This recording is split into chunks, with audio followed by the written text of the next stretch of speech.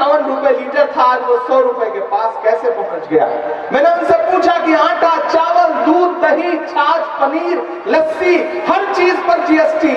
फिल्मों को tax free करने वाली हुकूमत बताए कि फिल्में तो टैक्स फ्री कर देते हो, लेकिन टैक्स कफन पर क्यों लेते हो? कफन से टैक्स वसूलने वाली सरकार के पास फिल्में टैक्स फ्री करने के लिए पैसा है।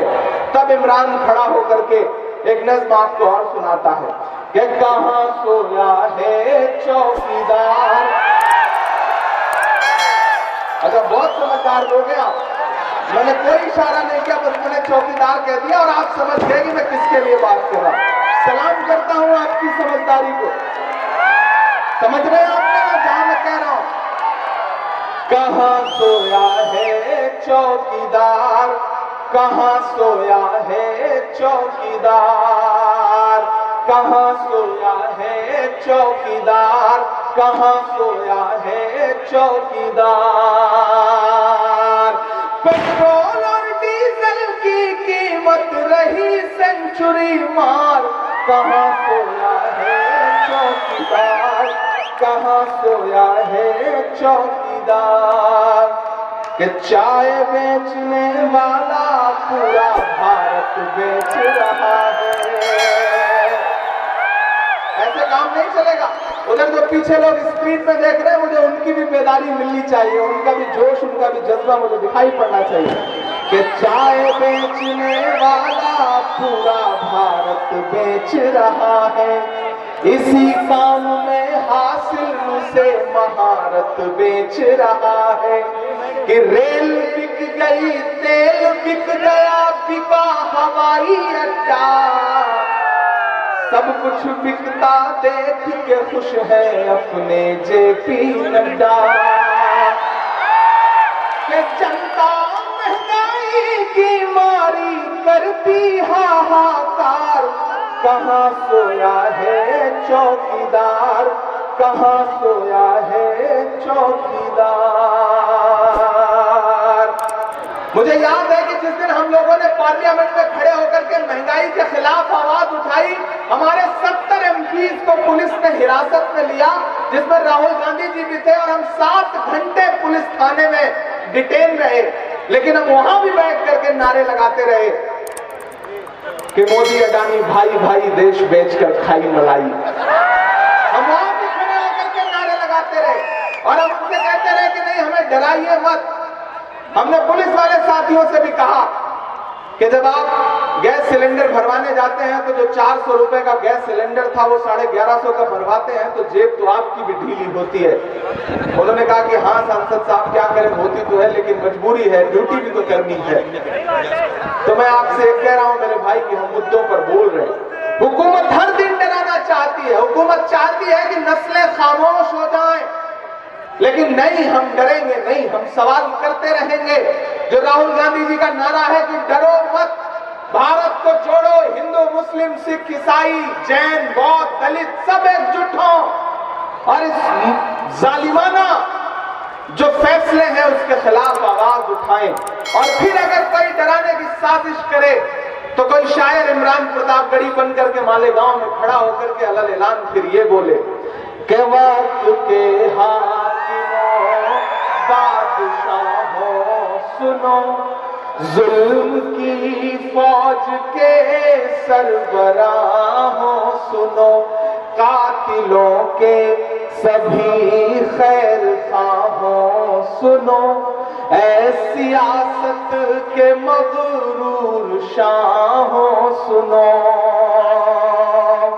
के मत समझना डराने से डर जाएंगे। अब पहुंचाना दिल्ली तक अगले मिसरे को, के मत समझना डराने से डर जाएंगे, अब के सारी हदों से गुजर जाएंगे। मत समझना डराने से डर जाएंगे, अब के सारी हदों से गुजर जाएंगे। मौत के नाम का खौफ देता है क्यों, मौत के नाम का खौफ देता है क्यों, मौत जिस रोज आएगी मर जाएंगे, मत समझना डराने से डर जाएंगे। कि हमने ज़मज़म दिया, आबे गंगा दिया। महान बादशाह सिकंदर ने यूनान फतेह किया। यूनान फतेह करने के बाद वो यूनान की सड़कों पर निकला जीत का जश्न मनाने के लिए। तो उसने देखा कि पूरा शहर जश्न मना रहा है, लेकिन सड़क के किनारे एक फकीर उन्हीं आंखों में सो रहा है, एक लिहाफ ओढ़ करके, मैला सा। सिकंदर को गुस्सा आया। सिकंदर अपने घोड़े से उतरा और उस फकीर के पास जाके उसे जोर से एक लात मार के कहा कि क्यों रे फकीर, पूरा शहर जश्न मना रहा है, मैंने शहर फतेह कर लिया और तू सो रहा है। तो फकीर ने उन्हीं आंखों से सिकंदर को देखा और देख करके कहा कि शहर फतेह करना बादशाह का काम है, लेकिन लात मारना तो गधे का काम है। क्या खुदा की कायनात में इंसानों की कमी हो गई है जो उसने बादशाह एक गधे के हाथ में सौंप दी है?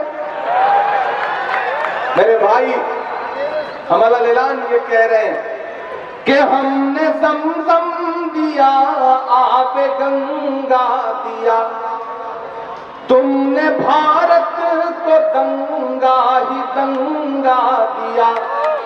हमने ज़मज़म दिया, आबे गंगा दिया, तुमने भारत को दंगा ही दंगा दिया। तुमने एक रंग के ख्वाब देखे मगर, अब कसम है कि घात को जाना चाहिए जो अगला मिसरा है वो पूरे हिंदुस्तान में, कि हमने ज़मज़म दिया, आबे गंगा दिया, तुमने भारत को दंगा ही दंगा दिया। तुमने एक रंग के ख्वाब देखे मगर, हमने हिंदुस्तान को तिरंगा दिया।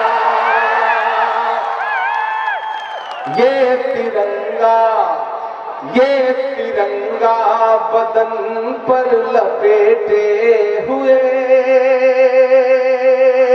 ये तिरंगा बदन पर लपेटे हुए, एक दिन इस जमीन में उतर जाएंगे।